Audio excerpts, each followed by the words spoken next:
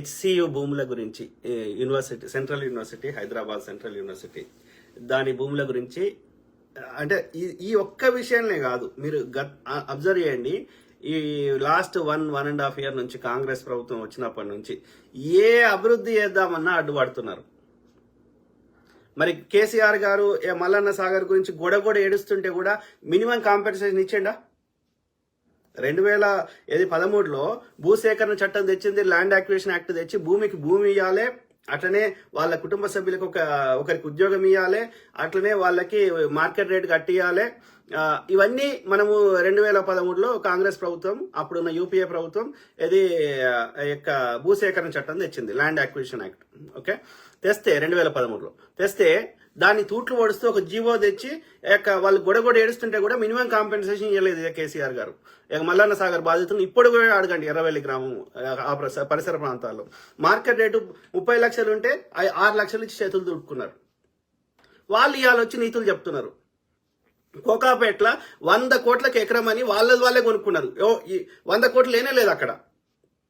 ఎవరి దగ్గర ఉన్నారా 100 కోట్లు పెట్టి ఒక ఎకరం ల్యాండ్ కొనుక్కునే పరిస్థితి?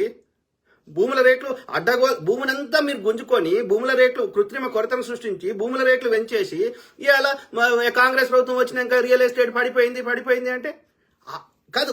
నార్మల్ గా ప్రజలకున్న సంపద పెరిగినట్టుగా భూముల రేట్లు పెరిగితే ఎవడైనా కొనుక్కుంటాడు. సంపద ఆ రేట్ల పెరిగిందా? భూమి రేట్లు ధరలు పెరిగినంత రేషియోలో ప్రజల యొక్క ఆదాయం పెరిగిందా? అంటే కృత్రిమ కొరతను సృష్టించి ఇలా మార్కెట్ రంగం పడిపోయింది అంటే you made it, you ruined it. KCR అనే దరిద్రుడు నాశనం చేసిండు. ఇప్పుడు మోడీ నాశనం, దేశం లెవెల్లో మోడీ నాశనం చేస్తుండు, రాష్ట్ర స్థాయిలో కేడీ నాశనం చేసిండు. ఆలోచించగలుగుతున్నారా? మొత్తం మన ఏది హైదరాబాద్ రాష్ట్రంగా ఉన్నప్పుడు, తర్వాత ఆంధ్రప్రదేశ్ రాష్ట్రంగా ఏర్పడిన తర్వాత తెలంగాణ రాష్ట్రం ఏర్పడింది. అంతకంటే ముందు 2014 కంటే ముందు అందరూ ముఖ్యమంత్రులు కలిసి బూర్గుల రామకృష్ణారావు దగ్గర నుంచి మొదలు పెడితే చంద్రబాబు నాయుడు, డాక్టర్ వైఎస్ రాజశేఖర రెడ్డి గారి దాకా మొత్తం చేసిన అప్పులు అప్పుడు 76,000 కోట్లు రాష్ట్రం. డాక్టర్ వైఎస్ రాజశేఖర రెడ్డి గారి హయాంలో కేసీఆర్ గారి చేయిలో పెట్టినప్పుడు రాష్ట్ర మన తెలంగాణని ఆ కాంగ్రెస్ ప్రభుత్వం అప్పుడు పరిపాలించినప్పుడు ఇది మిగులు బడ్జెట్ ఉండే. అంటే మనము సంపద సృష్టించబడింది మిగులు బడ్జెట్ ఉండే. ఆ స్థాయి నుంచి 76,000 కోట్ల అప్పుల నుంచి ఇలా 4 లక్షల కోట్లకు పైన ఏది ఆర్బీఐ అప్రూవల్ ద్వారా తీసుకున్నారు కేంద్ర ప్రభుత్వం, ఆర్బీఐ లెక్కలకు వచ్చేటట్టు. మిగిలిన 2,82,000 కోట్లు, అది అంటే దాదాపు 3 లక్షల కోట్లు కార్పొరేషన్ పేరు మీద అప్పు తీసుకున్నారు. కాళేశ్వరం కడతామని, ఇంకోటి చేస్తామని. అంటే దాదాపు 7 లక్షల కోట్ల అప్పు చేసిరు. ఇవాళ మనము దాదాపు 18,000 కోట్లు మనం అసలు మిథ్య కడుతున్నాం కేసీఆర్ చేసిన అప్పుకే. ఎక్కడి నుంచి కడతాము? మళ్ళీ బీజేపీ పాలిత రాష్ట్రాలకు కూడా సాయం చేస్తుండు, లేకపోతే ఇవాళ చంద్రబాబు నాయుడు ప్రభుత్వం మద్దతు తీస్తే పడిపోతుంది, బీహార్లో మద్దతు తీస్తే పడిపోతుందని బీహార్కి టీడీపీ ఆంధ్రప్రదేశ్కి 4 లక్షల కోట్లు ఇస్తా అంటున్నాడు బీజేపీ. అది ఇస్తాడో ఇయ్యడో నాకు తెలియదు, కానీ అట్లీస్ట్ అంటున్నాడు. కానీ తెలంగాణకి మనకు అప్పులు ఏమన్నా ఇస్తలేడు, ఏం చేస్తలేడు. మరి ఎట్లా అభివృద్ధి జరగాలి? ఇలా కాదు, తెలంగాణలో ఉన్న ఏవి ఇవాళ మనము హైటెక్ సిటీ అంటున్నాము, లేకపోతే ఇవాళ ఏవైతే అభివృద్ధి అని చెప్తున్నామో, నాగార్జున సాగర్ కట్టేటప్పుడు కూడా గొడవలు చేసిర్రు. ఏది కట్టినా, శ్రీరామ్ ఎస్ఆర్ఎస్పి కట్టినా గొడవలు చేసిర్రు, గ్రామాలు మునిగిపోతున్నాయి మాకదని. కానీ మరి అట్లా అంటే ఏమి చేయలేము మనం. ఇక ప్రభుత్వం ఏం చేయాలి? ఒకరి దగ్గర కొంతమంది తీసుకున్న ట్యాక్స్ తీసుకొని కొంతమందికి ఏది చిల్లర వంచిపెట్టి నోరు మూసుకోవాలి. మరి సంపద ఏడికెళ్ళి సృష్టించబడుతుంది? మళ్ళీ నా భారతదేశం చైనా లెక్క కాలేదు, వాడు చైనా వాడు 10 ఏళ్లనే ఇట్లా అయిపోయిండు, అమెరికా వాడు ఇట్లా అయిండు, స్వీడన్ ఇట్లా అయిపోయింది, సింగపూర్ చిన్న దేశం అభివృద్ధి ఏంది అంటారు. మరి అక్కడి ప్రజలు మరి అక్కడి ప్రభుత్వాలు మనం చేసినట్టు చేస్తుంటే అక్కడి ప్రజలు సహకరించింది, కానీ ఇట్లా పొద్దుగాలేసి అడ్డుపుల లేదే. అంటే మీరు చేస్తే సంసారము, అదే పక్కోడు చేస్తే వ్యభిచారం. ఇంత దిగజారుడు ప్రజల మీద ప్రేమ లేకుండా ఇంత దిగజారుడు ఇదే బీజేపీ.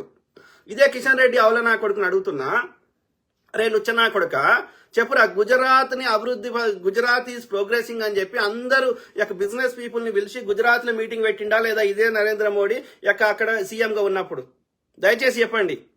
పెట్టి అక్కడ గుజరాత్ ప్రోగ్రెసివ్ అని ఒక ఫేక్ ప్రచారం చేసి అక్కడ యొక్క ఏది పెట్టుబడుల యొక్క అంత మోసం చేసిండు. దాంతో పాటు ఇప్పుడు మూసీ రివర్ ఫ్రంట్ అభివృద్ధి చేద్దామంటే అటు ఇదే బీజేపీ బీఆర్ఎస్ అడ్డు పడుతుంది. మరి ఇదే చెప్పరా కిషన్ రెడ్డి అవల నా కొడుక సాబర్మతి రివర్ ఫ్రంట్ అని కట్టిండా లేదో అక్కడ యొక్క మోడీ గుజరాత్ లా చెప్పడు. అక్కడ నర్మదా బచావత్ ఆందోళన అని ఎన్ని రోజులు జరిగింది? సర్దార్ సరోవర్ డ్యామ్ కట్టవద్దు, అక్కడున్న వన్యప్రాణులు అక్కడున్న చెట్లు అన్ని పోతున్నాయి అని చెప్పి ఆమె పేరేంది, ఆమె పేరుని మర్చిపోతుంది. ఆమె ఎన్ని రోజులు ఆమె మర్చిపోతే, ఆమె ఫేమస్, ఆమె మేధా పాట్కర్ ఎన్ని రోజులు ఈ ఉద్యమాలు చేసిర్రు? వాళ్ళ గోడు 1% పట్టించుకున్నారా? కానీ తెలంగాణలో ఏం కడతామన్నా ఏం చేద్దామన్నా బీఆర్ఎస్ వస్తాడు, బీజేపీ వస్తాడు, దానికి తోడు ఇంతో కొంత కమ్యూనిస్ట్ భావజాలం ఉంది అని చెప్పుకున్నటువంటి సోకాల్డ్ జర్నలిస్టులు అని చెప్పుకునే వాళ్ళు కూడా పొద్దుగాలేసి బీఆర్ఎస్ సంఘ నాకుతున్నారు. ఎందుకని? వీళ్ళు కూడా ఈ కమ్యూనిస్ట్ భావజాలం అని ఒకప్పుడు చెప్పుకున్న వాళ్ళు కూడా no longer they are communist, చిల్లరకు అమ్ముడు పోతుర్రు. ఇదే తులసి చంద్ గారు ఎన్నిసార్లు ప్రతి దగ్గర తెలంగాణ ప్రజలను తప్పుదో పట్టిస్తుంది. ఎంతవరకు కరెక్ట్? ఇథనాల్ ప్లాంట్ పెడదామంటే అమాయక ప్రజల్ని అలాకెళ్ళి విషవాయువులు వస్తున్నాయి, ఇంకోటి వస్తున్నాయి అంటారు. మహారాష్ట్రలో విషవాయువులు రానప్పుడు, ఆంధ్రప్రదేశ్లో విషవాయువులు రానప్పుడు, ఢిల్లీలో విషవాయువులు రానప్పుడు ఒక్క తెలంగాణలో వస్తాయి అలాకెళ్ళి విషవాయువులు. అది ఫర్మెంట్ ప్రాసెస్. ఒక ఆల్కహాల్ ఎట్లా తయారు చేస్తున్నామో ఈ వేస్ట్ మెటీరియల్ అంతా కుల్లబెడితే అలాకెళ్ళి ఈ పెట్రోల్ లాంటిది వస్తుంది. దాన్నే ఇథనాల్ అంటారు. అలాగే ఏడకెళ్ళి విషవాయువులు వచ్చారా? అదేమన్నా మనము రబ్బర్ కాల పెడుతున్నామా, ఇంకోటి ఏదైనా చేస్తున్నామా? బయో అంటే ఈ జీవానికి సంబంధించిన వేస్ట్ మెటీరియల్ అంటే ఇప్పుడు చెరుకు ఏవైనా ఉంటాయి కదా, అన్ని మనకి రైతులు ఢిల్లీలో ఏం చేస్తారు, కాల పెడతారు అవన్నీ, ఆ యొక్క ఎండిపోయిన గడ్డిని. దాన్ని మనము కుల్లబెడితే అలాకెళ్ళి ఆల్కహాల్ వస్తుంది, ఈ యొక్క మనం ఇథనాల్ వస్తుంది. ఆ ఇథనాల్ని మనము యొక్క పెట్రోల్ లెక్క వాడుకుంటున్నాం. దానివల్ల విదేశాల నుంచి మనం ఇంపోర్ట్ చేసుకోవాల్సిన అవసరం లేదు. రైతులకు లాభం వస్తుంది. అట్లనే మన పైసలు ఆ యొక్క అరబ్ దేశాలకు పోవాల్సిన అవసరం లేదు. అన్ని రాష్ట్రాలు ఎక్కువ ఇథనాల్ ప్లాంట్స్ మహారాష్ట్రలో ఉన్నాయి, అమెరికాలో ఉన్నాయి. ఎవరికి ఏ ప్రజలకు సమస్య వస్తలేదు. కానీ తెలంగాణలో పెడదామంటే ఇదే తులసి చంద్ పోయి ఫస్ట్ పడుతుంది. ఈ అమాయక ప్రజలను తప్పుదో పట్టిస్తుంది. ఇప్పుడు ఈ భావజాలానికి వాళ్ళకి పర్సనల్ వ్యక్తిగతంగా వాళ్ళకున్న కాంటాక్ట్స్ ద్వారా ఈ అరగోపాల్ సార్ని, సంజయ్ అక్కని, ఇంతో కొంత మిగిలిపోయిన కమ్యూనిస్ట్ భావజాలము అని చెప్పుకునే వాళ్ళని అందరినీ తప్పుదో పట్టిస్తుంది తులసి చంద్ గారు. తమిళనాడులో ఎన్ని కేంద్ర ప్రాజెక్టులు ఉన్నాయి? తమిళనాడులో నేవీ రేడార్ యొక్క మన తెలంగాణ పెడదామన్న, దామగుండంలో పెడదామన్న రేడార్ కేంద్రం అక్కడ ఉంది. ఆ యొక్క విశాఖపట్నంలో నేవీ కేంద్రం ఉంది. దేశ రక్షణ కంటే ముఖ్యమా? దేశ రక్షణ లేకపోతే మొత్తం భారతదేశాన్ని కూడా కొట్టేస్తాడు కదా. దేశ రక్షణ కంటే ఈ చెట్లు గిట్లు అని చెప్తున్నదంతా అదొక రీజన్, చెట్లు కాదు బిట్లు కాదు. సో అక్కడ ఎక్కడ సమస్య లేనప్పుడు ఎక్కడి ప్రజలకి తెలంగాణలో మాత్రం భారత ఆర్మీకి సంబంధించిన ప్రాజెక్టు రాడార్ కేంద్రం పెడతామంటే ఇదే తులసి చంద్ పోయి ఫస్ట్ ఉంటుంది. అక్కడనంట ఒక రామలింగేశ్వర ఆలయం ఉందంట, అలా ఒక్కటే లింగం ఉందంట. ఆ లింగం కింద 3000 ఎకరాల భూమి ఉందంట. అంటే నువ్వు జర్నలిస్టు అమ్మా, నీకు ఒక బాధ్యత ఉన్నది. నువ్వు జర్నలిజం చేసినావు. నేనంటే అందరు దొంగల తక్కువ దొంగ కాంగ్రెస్ అని మద్దతు ఇస్తున్నది. కానీ నేను జర్నలిజం చేయలేదు, నేను జర్నలిస్ట్ అని చెప్పుకుంటలేను. ఒక విశ్లేషకుడిని, ఒక విషయాన్ని విశ్లేషించి ప్రజలకు అర్థమయ్యి చెప్పడానికి ప్రయత్నం చేస్తున్నా, ప్రజల మీద ప్రేమతోటి. కానీ నువ్వు జర్నలిజం వృత్తి చేస్తున్నావు. You are a professional, you have a social obligation. కానీ ప్రజల్ని తప్పుదో పట్టిస్తా అంటే ఆ మాత్రం అర్థం చేసుకునే స్థాయిలో ప్రజలు ఉన్నారా? ఐ సపోర్టెడ్ యూ తులసి చంద్ గారు, ఐ సపోర్టెడ్ యూ. ఎందుకంటే నువ్వు బీజేపీ తప్పిదాలను సామాన్యులకు అర్థమయ్యే భాషలు చెప్పడంలో నువ్వు మంచిగా చెప్పినావని నేను సపోర్ట్ చేసిన, అంతవరకే. కానీ తెలంగాణలో ఏ అభివృద్ధి చేద్దామని అడ్డుపడతామంటే ఇప్పుడు అన్వేష్ అనేటోడు ఉన్నాడు. నిజంగా చెప్పండి మిత్రులారా, ఆ అన్వేష్ అనేటోడు వాడు ఏమంటాడు, నేను నెలకి ₹1,00,00,000 1,30,00,000 సంపాదిస్తున్నా అంటున్నాడు. అన్నప్పుడు వాడు మళ్ళా నేను ఎవరెస్ట్ గుట్టెక్కుతా, కిలిమంజారో గుట్టెక్కుతా, లేకపోతే అంటార్క్టిక్ పోతా, నాకు పైసలు ఇవ్వండి అని ఎందుకు అడుక్కుంటాడు చెప్పండి? Common sense, right? వాడు అన్ని దేశాలకి, ఇప్పుడు అమెరికా పోవాలంటే లక్షలలో ఉంటుంది టికెట్, ఇంకో దేశం పోవాలంటే మరి వాడేమో లక్షలలో పెట్టి తిరుగుతాడు. ఇప్పుడు ఆ పోరీలను వాడు ఏ వీడియో చూడు పోరీలదే ఉంటుంది, ఏముండదు. ఆ డేటింగ్ యాప్ లో పోయినా ఇలా పోయినా ఇక ఇది జెసికా, ఇది మెలిసా, ఇది ఇంకోతి, ఇక దాని గుంట తొంట అనుకుంటా దాన్ని అది ఉట్టినే అవుతుందా చెప్పండి? దాని టైం పాస్ కోసం వీడే అందగాడు ఉన్నాడు, వాళ్ళ దేశ పనులు లేరని వీని దగ్గరికి వస్తుందా? అది పెయిడ్ వ్యభిచారిణులు. ఓకే, వానికి దేవంతో అంత తిరుగుతుంది, రాత్రి వానికి ఎప్పుడు కావాలన్నప్పుడు సుఖం ఇస్తుంది, పైసలు ఇస్తే వండుకుంటాడు. వాడు చేసేదే వ్యభిచారం చేస్తున్నాడు, వాడే చెప్పుకున్నాడు, పబ్లిక్నే చెప్పుకుంటున్నాడు. ఏమని, నేను ఇక నాకు కూడా వయసు మీద పడుతుంది, వండుకున్నానికి ఒకటే కూర, అరుకున్నానికి 60 కూరలు, వాడే చెప్పుకుంటున్నాడు. వాడిని ఇంటర్వ్యూ చేస్తుంది తులసి చందు. వాడంటే ఆదర్శం అంట. ఎంత దౌర్భాగ్యం. మళ్ళీ వాడు చూడు, ఒక లోకల్ బాయ్ నాని గాని తప్ప మిగతా వాళ్ళందరినీ తెలంగాణలోనే టార్గెట్ చేస్తుంటాడు. నేను బెట్టింగ్ యాప్ల గురించి చెప్పిన, అది ఎవడు ఫ్రీగా పైసలు ఇవ్వడరా, అది ప్రభుత్వాలు బ్యాన్ చేయాలరా, ఎవడైతే ఆ కంపెనీలు పెట్టిండో వాళ్ళని బ్యాన్ చేయాలరా, ఈ మధ్యలో పొరగాలని అది సిగరెట్ కంపెనీ తయారు చేసడం చర్యలు తీసుకోవాలి. కానీ వాడు కూడా అడ్వర్టైజ్మెంట్ ఇస్తున్నాడు. మరి ఇవాళ కోకు తాగొద్దని, కోకు తాగమని ఇదే మహేష్ బాబు ఇంకోటి చెప్తున్నాడు కదా. మరి ఆ స్వీట్ బెవరేజెస్ మంచిది కాదు, చైల్డ్ ఒబేసిటీ వస్తుందని చెప్తారు కదా. కాబట్టి దాని మీద అందుకే డిస్క్లైమర్ రాస్తారు కదా, సిగరెట్ డబ్బా మీద పెద్దగా రాస్తారు కదా. అయినా కొనుక్కుంటాడు. మందు బాటిల్ కూడా మద్యం సేవించుట ఇదే అదే అని రాస్తారు కదా, అయినా కొనుక్కుంటూనే ఉంటారు కదా. కాబట్టి సోర్స్ని కొట్టకుండా మధ్యలోని అంటే మళ్ళీ వాడు మళ్ళీ ఆంధ్రాలో కూడా ప్రమోట్ చేసిర్రు. వాళ్ళని ఎవరిని ఏమంటలేడు వాడు, అన్వేష్ గాడు. ఒక్క లోకల్ బాయ్ నాని తప్ప మిగతా వాళ్ళందరూ ఇమ్రాను, శివజ్యోతి, ఇంకోరు అందరు చేసిర్రు. మళ్ళా వీళ్ళు ఈ 5-6 అందరు చేసిర్రు. శివజ్యోతి BMW కారు కొనుక్కున్నా వీనికే నొప్పి అవుతుంది. అంటే ఎవరి దగ్గర పైసలు ఉండదు, అందరు బికారు లెక్క ఉండాలనా? తెలంగాణ ప్రజలందరూ బికారు లెక్క ఉండాలనా? I don't understand. వాడు ఈర్ష్య ఉన్నాడు, ఇప్పుడే లేడు కదా. వాడు రవి ట్రావెలరు, ఉమా ట్రావెలరు, వానికి ట్రావెల్ చేస్తే వానికి వ్యూస్ వస్తే వీనికి మనసు పట్టదు. ఇంత దౌర్భాగ్యం ఏందిరా అయ్యా? I don't understand. అంటే పక్కోడు మంచిగా అయితే వానికి మనసు పట్టదు అన్నట్టు వాని గుణం అది ఉంది. అర్థమైందా మిత్రులారా? వాడిని ఇంటర్వ్యూ చేస్తుంది, వాడిని ప్రమోట్ చేస్తుంది తులసి చంద్. అంటే యువతకి వ్యభిచారం చేసుకోమని ప్రమోట్ చేస్తున్నావా తులసి చంద్ గారు? I don't understand. నువ్వు జర్నలిస్ట్ అమ్మా, నువ్వు అర్థం చేసుకోండి. అయితే ఆ క్రమంలో మనం ఏం టాపిక్ వద్దాం. అయితే నేను ఏమంటున్నా అంటే, మనము ఏమి అభివృద్ధి చేయొద్దా? ఇవాళ అట్లా అనుకుంటే ఇవాళ ఐటీ ఇండస్ట్రీ ఉండేదా, ఇంకోటి ఉండేదా? ఇవన్నీ కట్టేటప్పుడు కూడా ఇబ్బందులు పెట్టిర్రు, కట్టొద్దన్నారు, లేకపోతే అక్కడ భూములు అన్నారు, వన్యప్రాణులు అన్నారు. మన రాష్ట్రంలో మేజర్ అడవులు నాకున్న పరిజ్ఞానం ప్రకారం దక్షిణ తెలంగాణలోనే ఈ నల్లమల అడవుల నుంచి కిందికి పోతూనే ఉన్నాయి. ఎందుకంటే వర్షాభావం ఎక్కువ ఉండాలి, సారవంతమైన భూమి ఉన్నప్పుడే ఆ చెట్లు దట్టంగా పెరుగుతాయి. మిగిలిన చోట్లన్నా ఆ ఇందిరాగాంధీ పుణ్యం వల్ల అప్పుడు విమానాల నుంచి ఆ హెలికాప్టర్ల నుంచి అన్ని సీడ్స్ వేస్తే ఆ తుమ్మ చెట్లు, ఆ చెట్లు, ఈ చెట్లు పెరిగినాయి. అర్థమైందా? అంతకుముందు బీడు భూములే తెలంగాణ. ఓకే, అర్థమైందా? సో ఉత్తర తెలంగాణ అంతా పెద్ద అడవులు లేవు. ఇక మళ్ళా పోతే ఆదిలాబాద్ దాటిపోతే కొంత ఉన్నట్టున్నాయి, కానీ ఈ మధ్యలో అంతా ఎక్కువ లేవు. ఈ నల్లమల అడవులు, కర్నూలు ఈ కింది భాగం నుంచి కిందికి ఉన్నాయి, లేదా ఈ మహబూబ్నగర్ కింది నుంచి లేదు, అంటే ఆదిలాబాద్ పై నుంచి ఉన్నాయి. కానీ మధ్యలో పెద్ద అడవులు ఏం లేవు. అన్ని ఇప్పుడు ఉస్మాన్ యూనివర్సిటీ ఉంది, నేను 4 ఏళ్ళు చదివిన. అది ఏదో కొన్ని చెట్లు ఉన్నాయి, కానీ అవి దట్టమైన అడవులు లెక్క ఏం లేవు. అర్థమైందా? సో ఇది పరిస్థితి.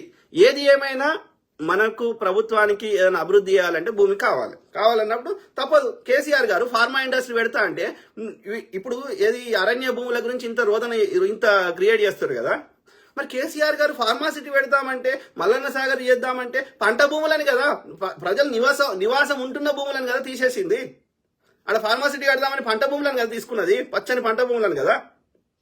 అవునా కాదా? ఇదే ఈ కంచె గచ్చిబౌలిలా 50 ఎకరాలు కేసీఆర్ గారు మై హోమ్ విహంగాకు మై హోమ్ రామేశ్వరరావుకి ఇచ్చిండా లేదా? ఇదే అడుగుడు మఠాధిపతి వస్తే, వాడు విశాఖపట్నం చెందినవాడు, వాడి పేరేందో ఉండే మర్చిపోతే, వానికి 2 ఎకరాలు ఇచ్చిండు. ఇక వీడున్నాడు కదా చిన్నజీఆర్, వానికి 100 ఎకరాలు ఇచ్చిండు. వీటిని ఏమంటారు? వాడి చేస్తే సంసారం అంట, పక్కోడు కాంగ్రెస్ ఎవరికన్నా వాడి చుట్టమనికి ఇస్తా అంటుండా? అదే ఎట్లయితే ఐటీ ఇండస్ట్రీ కట్టుకున్నామో అట్లా ఎట్లయితే ఇవాళ విప్రో వచ్చింది, ఎట్లా వచ్చింది? అప్పుడు సెజ్జులు అనే కాన్సెప్ట్ పెడితే డాక్టర్ మన్మోహన్ సింగ్ గారి హయాంలో అట్లా అభివృద్ధి జరిగినాయి అవన్నీ.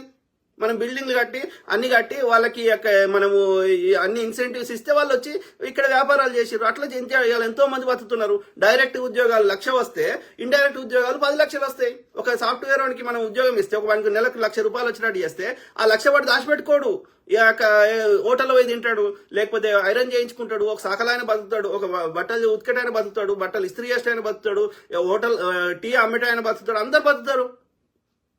సో మాకు ఏది మనకు ఐటీఐఆర్ ప్రాజెక్ట్ ఇలాంటి ఇయ్యలేదు. ఇలా ఇంకో ఔటర్ రింగ్ రోడ్ కట్టితే ఎంత ఫెసిలిటీస్ వచ్చినాయి. ఔటర్ రింగ్ రోడ్ కట్టినప్పుడు ఎవరికో భూములు పోయి ఉంటాయి కదా. I don't understand. అంటే ఏం అభివృద్ధి చేయొద్దా నాకు అర్థం కాదు. ఆలోచించండి మిత్రులు దయచేసి. అది ఎవరికి ఇయ్యలే. టీజీఐఐసి అంటే తెలంగాణ ఇండస్ట్రియల్ ఇన్ఫ్రాస్ట్రక్చర్ కార్పొరేషన్ అనే సంస్థకి, అంటే తెలంగాణకి ఇవాళ ఎన్నో వందల కార్పొరేషన్లు ఉన్నాయి కదా తెలంగాణ ప్రభుత్వం నడిపిస్తుంది, ప్రభుత్వ రంగ సంస్థలు. అందులో ఇండస్ట్రియల్ ఇన్ఫ్రాస్ట్రక్చర్ అంటే అభివృద్ధి చేయడానికి, ఇన్ఫ్రాస్ట్రక్చర్ ని డెవలప్ చేయడానికి ఈ భూమిని ట్రాన్స్ఫర్ చేయడం జరుగుతుంది.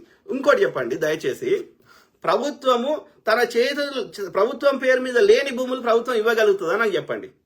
ఇలా మనం ఎన్నో కట్టాలనుకుంటున్నాం. ఇవాళ outer ring road regional ring road కట్టాలనుకుంటున్నాం. దానికి భూమి కావాలంటే మనం ఏం చేస్తున్నాం?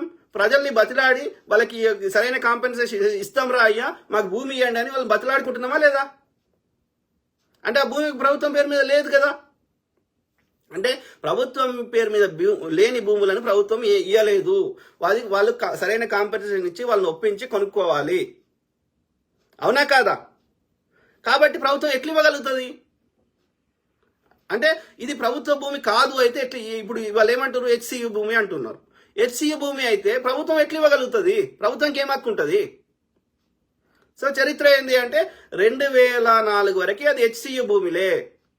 కానీ హెచ్సియు యాజమాన్యము ఆ 2004లో అప్పుడు ఉన్నటువంటి ముఖ్యమంత్రి గారు అయినటువంటి ఉమ్మడి ఆంధ్రప్రదేశ్కి ఉన్న ముఖ్యమంత్రి గారు అయినటువంటి నారా చంద్రబాబు నాయుడు గారు తన మిత్రుడో తనకి లేకపోతే ఆ దానం చేసిన భూమిలో తనకు వాటా ఇస్తా అన్నాడో ఏమన్నాడో మనకు తెలియదు. ఒక స్పోర్ట్స్ కు సంబంధించినటువంటి డెవలప్మెంట్ చేయడానికి ఈ ఏం చేసిండ్రు అంటే అప్పుడు 2004లో ఫిబ్రవరిలో ఈ 500 సమ్ చిల్లర ఉంది, 543 ఎంతనో ఉంది. ఓకే, సో అన్ని ఎకరాల భూమిని ఏది తెలంగాణ అప్పుడున్న ఆంధ్రప్రదేశ్ ప్రభుత్వానికి ట్రాన్స్ఫర్ చేశారు. ఆ 543లకి వెళ్ళి 400 ఎకరాల భూమిని ఐఎంజీ భారత్ అని ఒక బిల్లీరావు అనేట ఆయనకి నారా చంద్రబాబు నాయుడు గారి దోస్తో వీనికి వాటాలు ఇస్తాడనో ఒక ఫేక్ కంపెనీకి ఆ భూమిని ట్రాన్స్ఫర్ చేశారు. ట్రాన్స్ఫర్ చేస్తే అగ్రిమెంట్ ప్రకారం ఏంటంటే ఆ 400 ఎకరాల భూమిలో వాడు స్పోర్ట్స్ కాంప్లెక్స్ లు అవన్నీ వాడు ఏదైతే అగ్రిమెంట్ చేసిండో దాని ప్రకారం డెవలప్ చేయాలని దాని సారాంశం. కానీ వాడు 2 ఏళ్ళైనా కానీ ఎలాంటి అభివృద్ధి చేయలేదు. అంటే అర్థం ఏంది? ఆ భూమిని వాడు కొట్టేయాలని ప్రయత్నం చేసిండు అనేది క్లియర్గా అర్థమవుతుంది. ఇవాళ అట్లా లెక్క పెడితే నానగ్రామ్ గూడాలు, ఇవాళ పద్మాలయ స్టూడియోలు, ఇంకో స్టూడియోలు, అవన్నీ ఇలా బంజారా హిల్స్, జూబ్లీ హిల్స్ అన్ని భూములు వేరే పర్పస్ అని చెప్పి తీసుకొని అన్ని కబ్జాలు పెట్టినాయి. ఇలా లక్షల ఎకరాలు వాళ్ళ చేలో ఉన్నాయి. వాటి వర్త్ లక్షల కోట్లు అవుతాయి. అర్థమైందా? ఆ క్రమంలో వాడు భూమి ఈ కంపెనీ పేరు మీద ఆ చంద్రబాబు నాయుడు 400 ఎకరాలు ఐఎంజీ భారత్ అనే తన దోస్తుకి ట్రాన్స్ఫర్ చేసి దాన్ని ఏది అంటే 2004లోనే ఒప్పందం అయిపోయింది. 2004లోనే ఆ భూమి హెచ్సియుకి సంబంధం లేదు. అయితే ఆ 400 ఎకరాలు తీసుకుంటే హెచ్సియుకి వేరే దగ్గర అంటే గోపన్పల్లిలో 397 ఎకరాలు వాళ్ళకి ఇవ్వడం జరిగింది దాని కాంపెన్సేషన్ గా. ఈ భూమి ప్రైమ్ లొకేషన్ ఉంది, దానికి వేరే పర్పస్ వాడుకుందాం అంటే హెచ్సియు యాజమాన్యం ఒప్పుకుంటే ఆ విధంగా ఆ వేరే గోపన్పల్లిలో 397 ఎకరాలు ఇవ్వడం జరిగింది.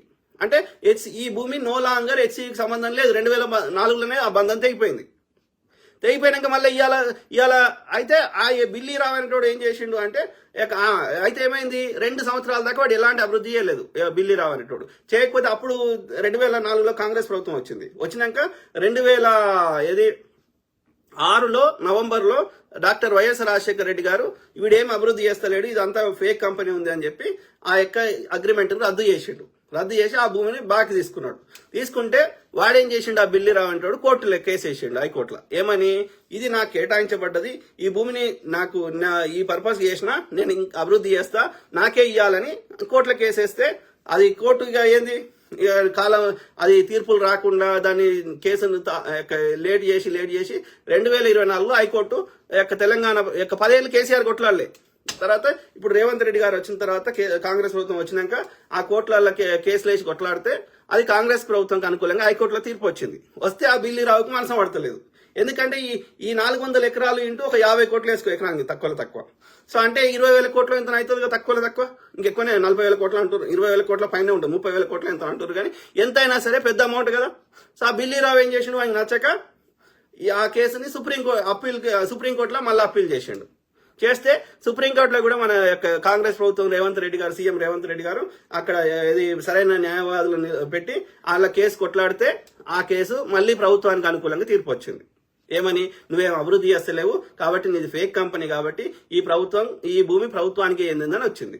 కేసు 20 ఏళ్ల తర్వాత అది ప్రభుత్వానికి అనుకూలంగా వచ్చినాక రేవంత్ రెడ్డి గారు ఈ భూమిని మనం ఒక సద్వినియోగపరుస్తామని తెలంగాణ TGIIC అంటే తెలంగాణ ఇండస్ట్రియల్ ఇన్ఫ్రాస్ట్రక్చర్ కార్పొరేషన్ కి పేరు మీద ఇక్కడ అభివృద్ధి చేద్దాము, ఇన్ఫ్రాస్ట్రక్చర్ డెవలప్ చేద్దాము, ఫ్యూచర్ సిటీ చేద్దాము అన్న పిల్లలకు ఉద్యోగాలు వస్తాయి అన్న ఉద్దేశంలో మన తెలంగాణ అభివృద్ధి చెందుతుందని ప్రయత్నం చేస్తున్నాడు.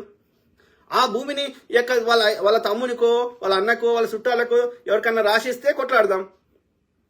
అది తెలంగాణ ప్రజలకు సంబంధించిన సమస్య. అది తెలంగాణ ప్రజల భూమి అంటే తెలంగాణ 4 కోట్ల మంది తెలంగాణ ప్రజల అందరి సమస్య. అది ఒక HCU విద్యార్థుల సమస్య కాదు అది. కాబట్టి 2004లోనే HCUకి బంధం తెగిపోయినాక ఇంకా HCU భూములని ప్రజల్ని ఏ మారుస్తూ అబద్ధాలు చెప్తా అంటే అది కూడా ఒక జర్నలిజం వృత్తిలో ఉన్న వాళ్ళు చెప్తుంటే ఎట్లా సాధ్యము? మన యొక్క మిలిటరీ అది బొల్లారంలా సికింద్రాబాద్లో ఆ భూమి రాష్ట్ర ప్రభుత్వానికి ఇయ్యండి రాయ్యా, మీకు వేరే దగ్గర ఈ దామగుండం దీనికి సంబంధించి ఇస్తాము అంటే ఆ కేంద్ర ప్రభుత్వాన్ని ఒప్పించుకున్న తర్వాత మనకు వచ్చింది కదా. అంతవరకు దాకా ఆ భూమి రాష్ట్ర ప్రభుత్వానికి లేదు కదా, అవునా కాదా? సో అంటే రాష్ట్ర ప్రభుత్వానికి తన పేరు మీద భూమి లేకపోతే, భూమి కావాలంటే రైతుల దగ్గర సామాన్యుల దగ్గర అయితే వాళ్ళ సరైన కాంపెన్సేషన్ ఇచ్చి వాళ్ళ దగ్గర కొనుక్కోవాలి, ప్రజల దగ్గర సామాన్యుల దగ్గర. లేదు కేంద్ర ప్రభుత్వం అధీనంలో ఉంటే కేంద్ర ప్రభుత్వాన్ని బతిలాడుకోవాలి, వాళ్ళతో అగ్రిమెంట్ చేసుకోవాలి. వాళ్ళకి దానికి బదులు వేరేది ఇచ్చడో లేకపోతే వాళ్ళకు కూడా కాంపెన్సేషన్ ఇచ్చడో ఏదో ఒక అగ్రిమెంట్ చేసుకోవాలి. అంటే రాష్ట్ర ప్రభుత్వం దగ్గర తన పేరు మీద లేని భూమిని రాష్ట్ర ప్రభుత్వము ఎట్లా తను ఇవ్వగలుగుతుంది? అది ఎట్లా సాధ్యము? అది HCU భూమి మీద ఎందుకు రిజిస్టర్ కాలేదు? డెఫినెట్లీ ఉన్నది భూమి. ఎవరు చెప్పారు? అట్లా కాదు అయితే HCU యూనివర్సిటీ తీసేసి రాష్ట్ర ప్రభుత్వం ఏమైనా వేయగలుగుతుంది? HCU అనేది అది రాష్ట్ర ప్రభుత్వ సంస్థ కాదు, అది కేంద్ర UGC కింద వస్తుంది, కేంద్ర ప్రభుత్వ సంస్థ. అది కేంద్రం అధీనంలో ఉంది. అది కేంద్రం అధీనంలో ఉన్నటువంటి యూనివర్సిటీ భూములని రాష్ట్ర ప్రభుత్వానికి లాక్కునే హక్కు లేదు. అది రిజిస్టర్ కాలేదని అబద్ధం చెప్తున్నారు. అప్పుడు 1976లో కాంగ్రెస్ ప్రభుత్వమే ఆ యొక్క HCUకి 1700 ఎకరాలు భూమిని కేటాయించింది. ఎట్లా పడితే అట్లా రాష్ట్ర ప్రభుత్వం తీసుకునే హక్కు లేదు. వాళ్ళతో అగ్రిమెంట్ చేసుకుని వాళ్ళు ఆ HCUకి సంబంధించి యాజమాన్యం అమ్మితేనే తీసుకున్నారు. అది ఆ బదలాయింపు వాళ్ళకి దానికి ప్రతిఫలంగా వేరే దగ్గర అన్ని ఎకరాలు ఇవ్వడం జరిగింది, ఇంచుమించు 400 ఎకరాలు. అర్థమైందా? కాబట్టి ప్రజల్ని ఏ మారుస్తా ఈ పెయిడ్ బ్యాచ్ను పెట్టి వాళ్ళకి చిల్లర ఇచ్చి ప్రజల దగ్గర ఉద్యమం చేపిస్తా, ఫేక్ ఉద్యమాలంటే మరి ప్రభుత్వం ఏం చేస్తుంది? అరెస్టులు చేస్తుంది. నీకు ప్రభుత్వం చేస్తున్న తప్పైతే కోర్టులో కేసేయండి. ఇది న్యాయం లేదు. ప్రభుత్వం యొక్క HCU భూములను ఆక్యుపై చేస్తున్నది ఒక ఇమ్మీడియట్ గా ఇంటరిమ్ ఆర్డర్ తీసుకురండి. సింపుల్ కదా. తులసి గారు కోర్టుల కేసేయండి, ఇది ప్రభుత్వ భూమి కాదు, HCU భూములు ప్రభుత్వం తీసుకునే హక్కు లేదని కోర్టుల కేసేయండి, అయిపోయింది కదా, సింపుల్ కదా. యూనివర్సిటీ భూములను ప్రభుత్వం ఇష్టమైనది అది కూడా సెంట్రల్ యూనివర్సిటీ భూములను కేంద్ర ప్రభుత్వ ఆధీనంలో ఉన్న భూములను తీసుకునే హక్కు ఉందా ప్రభుత్వానికి? అంటే నువ్వు ఉన్నత స్థానంలో ఉన్న వ్యక్తులు కూడా ప్రజల్ని తప్పుదో పట్టిస్తా అంటే ఇక మరి ఎందుకురా జర్నలిజం? అది కూడా మేము లెఫ్ట్ భావజాలంలో వచ్చి చెప్పుకుంటోళ్ళు. అరే కమ్యూనిస్టులు లేకపోతే ప్రశ్నించేటోళ్ళు లేరు అని బాధ మేము ప్రతి దగ్గర చెప్తుంటే మీరు ప్రశ్నించే వాళ్ళు కూడా గడ్డి తింటే ఏం చెప్తాం? నేను లెఫ్ట్ భావజాలం అని చెప్పుకున్న పవన్ కళ్యాణ్ ఇవాళ ఏం చేస్తున్నాడు, లెఫ్ట్ భావజాలం అని చెప్పుకున్న ఈటెల రాజేందర్ ఏం చేస్తున్నాడు? అందరు చిల్లర కమ్ముడు పోతా అంటే ఇక ప్రజల్ని కంచే చేను వేస్తే కాపలా ఉండేది ఒకట్రా? నాలంటోడా 7 సముద్రాల అవతల ఉండి నెత్తినోరు కొట్టుకోవాలన్నా? వెరీ అన్ఫార్చునేట్ మిత్రులారా. అందరూ నేను అబ్జర్వ్ చేస్తున్నా, వీడు వాడు పెద్ద స్థాయివాడు చిన్న స్థాయి లేడు, అందరూ చిల్లర కమ్ముడు పోతున్నారు. ఇది ఇండియాలో ఇంత దరిద్రంగా ఎందుకు తయారైనరో నాకు తెలుస్తలేదు. గతంలో నేను చిన్నప్పుడు అట్లున్నప్పుడు లేకుంటే గింత గలీజ్ లేకుండా అందరూ ఎవరో ఊర్లో ఏదో ఊరి చివరికి ఎన్నో దొమ్మరి గుడిసెలు ఉండేటి. ఇవాళ యువతి పతివ్రతను యువతి ఇంకోతో తెలియని పరిస్థితి తీసుకొచ్చారు. అట్లా ఇవాళ అందరూ దొంగలే తయారయ్యారు. వీళ్ళు వాళ్ళని లేదు, అరే గోడు చిన్న దొంగ పెద్ద దొంగ అన్న ఫీలింగ్ కూడా పోతుంది రోజు రోజుకు. ఎవరిని నమ్మాలనో ఎవరిని నమ్మకూడదో తెలియని రోజులు వచ్చేసినాయి. Very unfortunate. అది మరి ఇది విదేశాలు ఇట్లా లేదు పరిస్థితి. ఎక్కడో హై లెవెల్లో జరుగుతాయేమో కానీ కింది స్థాయిలో ఇంత గలీజ్ లేదు. ఇప్పుడు అమెరికాలో ప్రతి ఒక్కడు కింది స్థాయిలో ఇంత గలీజ్ లేదు. అబద్ధం ఆడాలంటే 100 సార్లు కొందరు ఆడతారు కావచ్చు, కానీ మెజారిటీ ప్రజలు అబద్ధం ఆడాలంటే ఆలోచిస్తారు. అంతరాత్మకి తప్పు చెప్పుకోలేము, అంతరాత్మకి మోసం చేసుకోలేం కదా, పక్వానికి మోసం చేయగలుగుతాం. కానీ ఆలోచించగలుగుతున్నారు దయచేసి. ఓకే, కేసీఆర్ కూడా ఏది యొక్క భూములు అమ్మేండు ఏది గ్రీనరీ గురించి. ఎస్, డెఫినెట్లీ గ్రీనరీని పెంచాల్సిన. ఇప్పుడు కాదు 111 జీవో తెచ్చాడు కేసీఆర్. తెచ్చి అది ఎత్తేసినప్పుడు ఎవడు మాట్లాడలేదే. ఎన్ని ఆ యొక్క చెరువులకు సంబంధించిన ఎన్ని చెరువులు ఉండే నిజాం కాలంలో, ఇలా ఏడికి పోయినాయి ఆ చెరువులని మొత్తం కబ్జాలు పెట్టేశారు. కేసీఆర్ వచ్చినాక ఎన్ని చెరువులకు కబ్జా పెట్టిండు, ఎన్ని పార్కులు కబ్జా పెట్టిండు, ఎక్కడ భూమిని వదిలిండా. కేటీఆర్ ఏమో ఏ స్త్రీని ఎక్కడ స్త్రీ కనిపిస్తే వదలలేదు. కేసీఆర్ ఏమో మైహోం రామేశ్వరరావు ఏమో ఎక్కడ భూమి కనిపిస్తే వదలలేదు. మళ్ళీ వాళ్ళు వచ్చేసి ఇవాళ నీతులు చెప్తుంటే అంటే కాంగ్రెస్ ప్రభుత్వం ఇలాంటి అభివృద్ధి చేయొద్దు, సంపద సృష్టించొద్దు, ప్రజలు బాగుపడొద్దు. గ్రీనరీ విషయంలో డెఫినెట్లీ అదొక డిఫరెంట్ ప్రాజెక్టు. దాన్ని ఎన్ని పార్కులు అయితే అన్ని పార్కులు, ఎంత సుందరమైన నగరం అయితే అది చేయాల్సిందే, ఎన్ని చెరువులు అయితే అన్ని తవ్వాల్సిందే, ప్రతి ఊరికి ఒక 4 చెరువులు ఉండాల్సిందే, గ్రీనరీని పెంచాల్సిందే. అక్కడక్కడ మినీ 1 ఎకరము 5 ఎకరాలు 10 ఎకరాలు ఎంత భూమి దొరుకుతుందో అంత సిటీ మధ్యలో అయినా సరే 1 ఎకరం దొరికినా సరే దాన్ని ఒక ఉద్యానవనం లెక్క చేయాల్సిందే. అక్కడ పక్షులు, లేకులు, వాటికి సంబంధించిన అన్ని చేయాల్సిందే. ఒక సంజీవ పార్క్ లెక్క, ఒక కేబీఆర్ పార్క్ లెక్క అట్లాంటి పార్కులని ఇంకో 100 చేయాల్సిందే. హైదరాబాద్ సిటీలో అయినా ఇంకెక్కడైనా సరే మినీ అడవులు, 1 ఎకరం చిన్న ఎకరం అయినా సరే మినీ అడవులను పెంచాల్సిందే. దాన్ని పార్క్ లెక్క చేసుకుంటే మంచిగా ఏమంటారు, వాకింగ్ పోతారు, బైకింగ్ చేస్తారు, అక్కడ ఉల్లాసంగా టైం గడుపుతారు. కాబట్టి దాన్ని ఎక్కువ పార్కులను సృష్టించాలి. అందులో మంచిగా వాటర్ పాండ్స్, ట్యాంక్స్, చెరువులు ఇట్లాంటివి పెట్టుకోవాలి. దానికి ఒక సపరేట్ ప్రాజెక్ట్ పెట్టాలి. I'm requesting on behalf of Telangana people, ఏది హైదరాబాద్లో అయినా సరే, హైదరాబాద్ లాంటి నగరాన్ని ఇంకోటి వరంగల్ని మనం సృష్టించుకోవాల్సిందే. ఎందుకంటే అందరు హైదరాబాద్లో వచ్చి బతికితే అన్నిటికీ ఇబ్బంది అవుతుంది, అన్ని రిసోర్సెస్ కంజెషన్ అయిపోతాయి. కాబట్టి హైదరాబాద్ ప్యారలల్ గా వరంగల్ని కూడా అంత పెద్ద నగరంగా తీర్చిదిద్దాలి. దానికి కూడా చాలా చారిత్రక ప్రాముఖ్యత ఉంది. సీఎం గారు ఆలోచించండి. అట్లనే ఆ యొక్క చెరువులని ఇంకా పెంచండి. ప్రతి గ్రామంలో ఒక 4 చెరువులు, అన్ని 4 దిక్కుల 4 చెరువులు ఉండాలి. అట్లనే ప్రతి నియోజకవర్గంలో కానీ లేకపోతే ప్రతి 100 కిలోమీటర్లకో 50 కిలోమీటర్లకో సిటీలో అయితే ఒక 50 నుంచి 100 పార్కులని అత్యంత సుందరంగా, అత్యంత గ్రీనరీ తోటి ఉన్న చెరువులను పునరుద్ధరిస్తూ వాటిని ఒక మంచి ఏమంటారు ప్రజలకి వాళ్ళు ఏమంటారు విహారయాత్రకి పోయే విధంగా, లేకపోతే వాకింగ్ పోయే విధంగా సుందరమైన పార్కులను తయారు చేయాల్సిన అవసరం ఉంది. గ్రీనరీని పెంచాల్సిన అవసరం ఉంది. దానికి ఒక సపరేట్ ప్రాజెక్ట్ కేటాయించి ఒక 5,000 కోట్లు 10,000 కోట్లు ఒక 5,000 కోట్లు అన్న కేటాయించి దాన్ని అభివృద్ధి చేద్దాం. అది గ్రీనరీకి అది కంప్లీట్ డిఫరెంట్ ప్రాజెక్ట్. దానికి అభివృద్ధికి ముడి పెడతా పొద్దుగాలేస్తే ప్రజలు ఏం మారుస్తా అంటే అది కరెక్ట్ కాదు. ఆలోచించగలుగుతున్నారు. అర్థమైందా? వాళ్ళైతే పంటలు వండే భూములను తీసుకున్నాడు కదా కేసీఆర్, నివాసం ఉంటున్న భూములను తీసుకున్నాడు కదా. మళ్ళీ నీతులు చెప్తూ ఏంద్రా? మూసి ఆడనేమో సాబర్మతి రివర్ ఫ్రంట్ కట్టొచ్చు అంట, కానీ ఇక్కడ మూసి రివర్ ఫ్రంట్ కట్టొద్దంట. ఇదేం ద్వంద్వ కిషన్ రెడ్డి? సిగ్గుండాలే, సిగ్గు. కేసీఆర్ అనేక సార్లు ఆయన పరిపాలించిన 10 ఏళ్లలో 1,200 ఎకరాలు అమ్మిండు. దాని మీద వచ్చిన సంపద 32,000 కోట్లు. అర్థమైందా మిత్రులారా? నయీం చెందిన భూములు ఏమైనాయిరా? నయీం ఆస్తులు అవన్నీ కేసీఆర్ ఏం చేసినవరా? నిజాం సంబంధించిన భూములని, నిజాం వారసులమైన భూములను కేసు గెలవగానే అవి ఇవాళ కబ్జా పెట్టేటండి కేసీఆర్.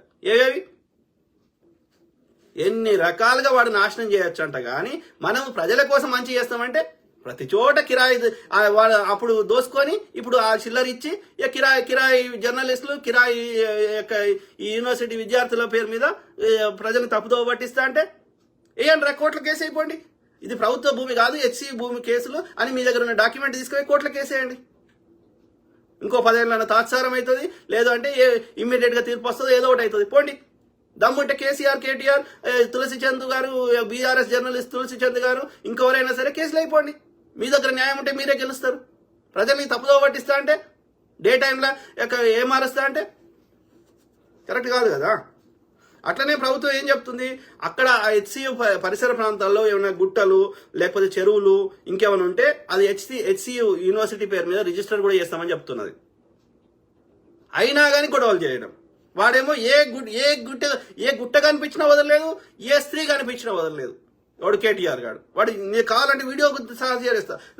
నెక్స్ట్ టైం చూడండి, ఈ గుట్ట కనపడదు. నేను చిన్నప్పుడు సిద్దిపేట నుంచి కరీంనగర్ పోతుంటే ఎన్ని గుట్టలు ఉండేవి, ఎటు చూసినా ఒక గుట్ట కనిపిస్తలేదు.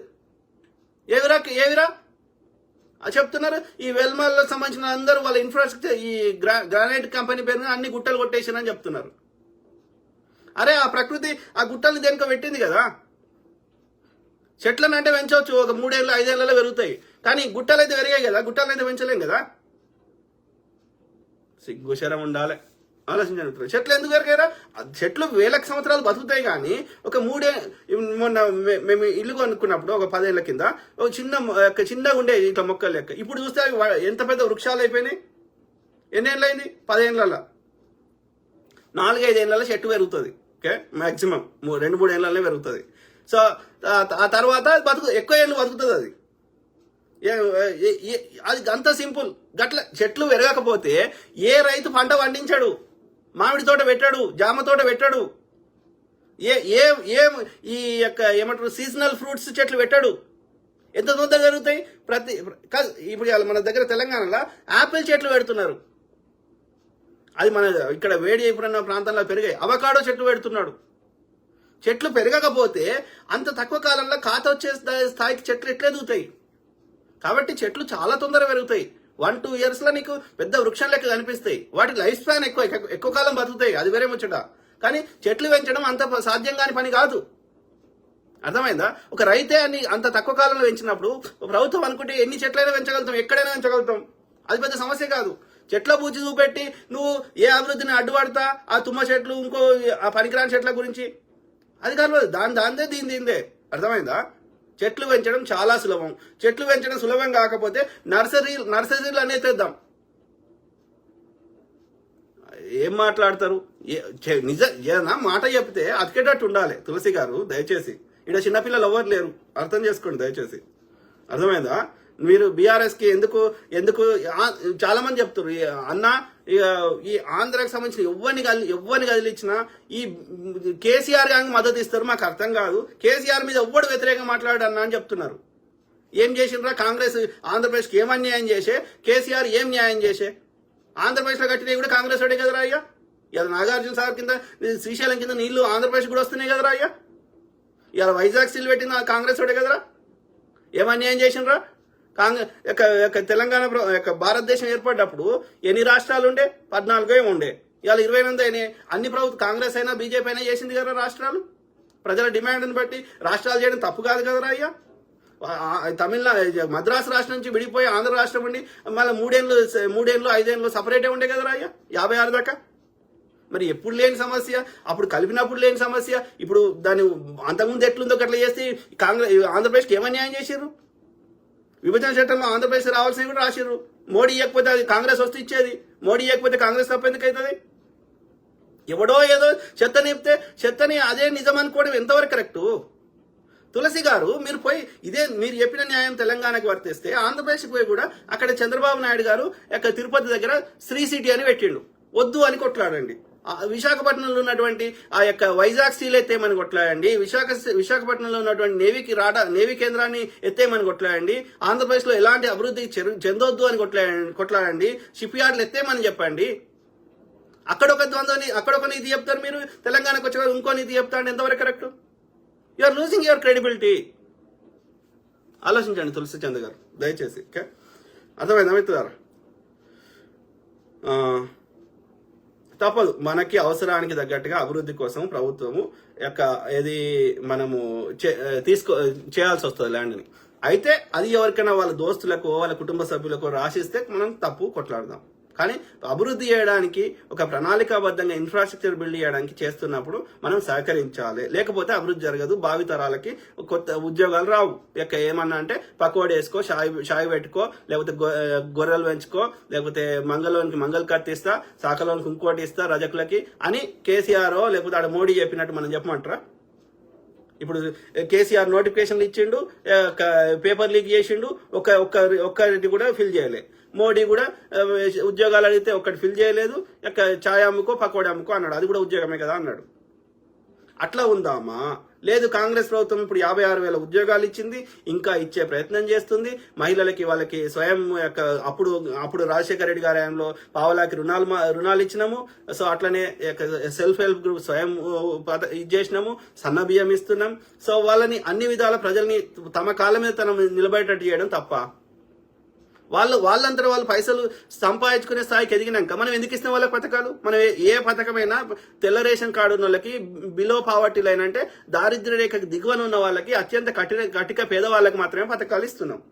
ఆ కటిక పేదరికాన్ని వాళ్ళ నుంచి బయటపడేస్తే, వాళ్ళు పేదరికం లేకుండా చేస్తే వాళ్ళకి ఎందుకు ఇస్తాం? ఆ పథకాలు పొందే వారి సంఖ్య తగ్గుతుంది. తగ్గినప్పుడు మనము మెజారిటీ బడ్జెట్ మనం అభివృద్ధికే కేటాయిస్తాము, సంక్షేమం కేటాయించము. ఎందుకంటే ఆ దారిద్ర్య రేఖకు వాళ్ళని ఎబో చేస్తున్నాం కదా. పేదరికాన్ని తగ్గించినప్పుడు పేదవాళ్ళ సంఖ్య తగ్గుతుంది. తగ్గినప్పుడు మనం ఇచ్చే పథకాల లబ్ధి చేకూరే వాళ్ళ సంఖ్య తగ్గినప్పుడు మనకి పైసలు ఎక్కువ మిగులుతాయి. ఆ మిగిలిన బడ్జెట్ని మనం ఇంకా అభివృద్ధికి వాడుకుంటాం. కాబట్టి అది కావాలంటే అభివృద్ధి చేయాల్సిందే. అభివృద్ధికి అడ్డుపుల్లు వేస్తా అంటే చూస్తూ ఊరుకోం. మేము ప్రజలను ఎడ్యుకేట్ చేస్తాం తప్పకుండా.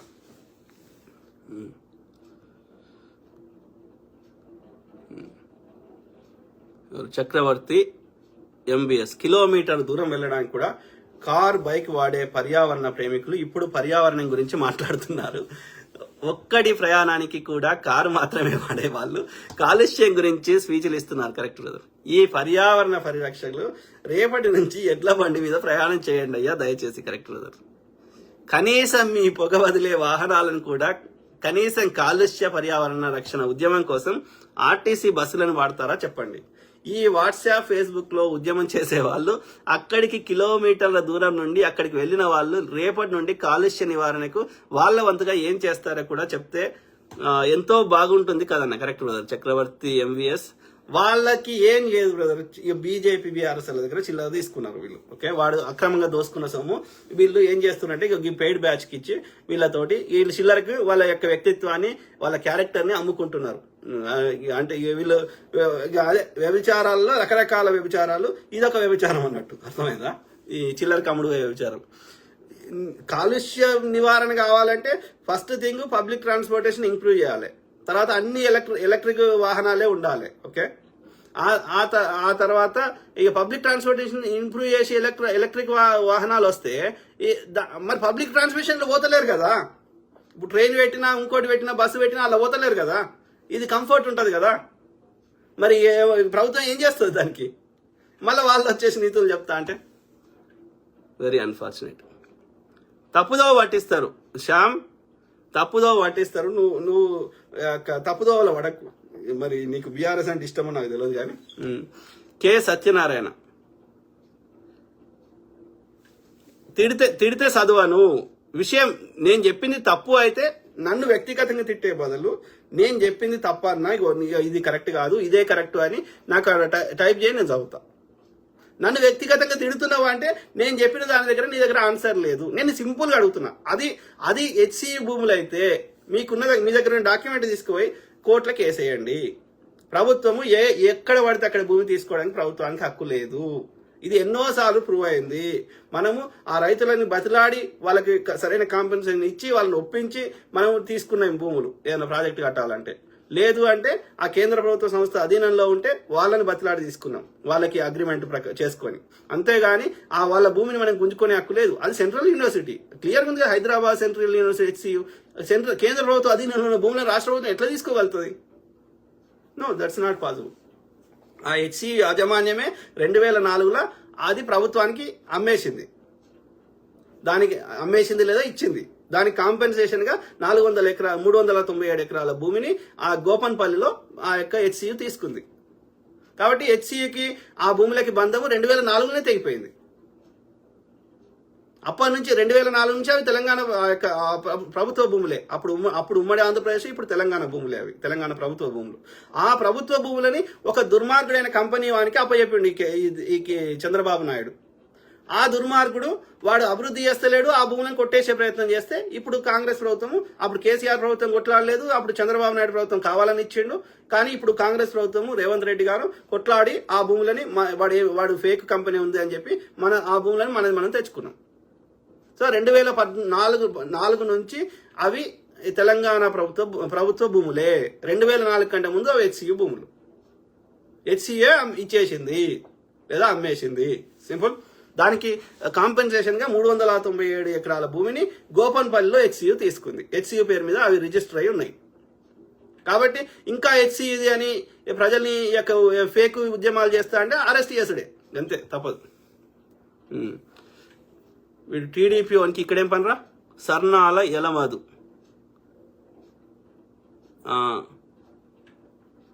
ఎందుకేం రా కేసులు ఇప్పుడు ఎవరు కొట్లాడిర్రా? కాదు, నేను అడుగుతున్నా, లాజికల్ కాదురా, వాస్తవాలు చెప్తున్నాం. లాజికల్ ఏముంది అందులో?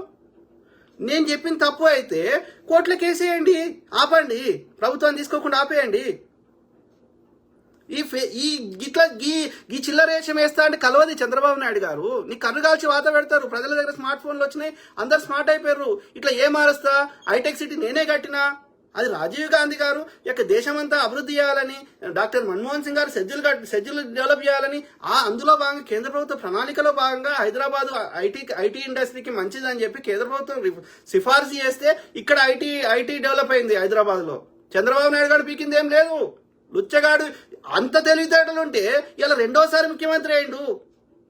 ఆంధ్రప్రదేశ్కి వాడు అది కంప్లీట్ చేస్తలేడు.